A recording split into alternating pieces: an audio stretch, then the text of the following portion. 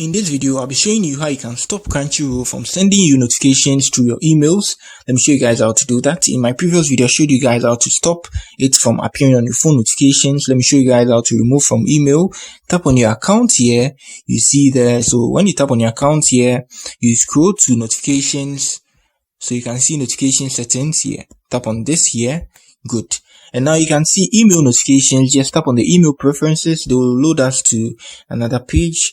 It's not going to take time, and it's here. So you can see here, for them to send you notifications through your email, this should be turned on. You can see email turned on here. So what you need to do is you turn off this here, or if you want the emails, you can just turn it on like this, but then you can come on here, or announcements, turn it off, something like that. Or you can turn this on, but then you choose to turn shop offers and the rest off, something like that. But if you don't want any email at all, any notification, just turn it off like this, and then you see here, scroll to the bottom and you save the changes.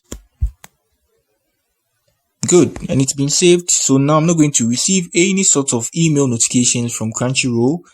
If you are new here, give me a like. If you have a question, you let me know in the comment section. That's it for the video. Peace.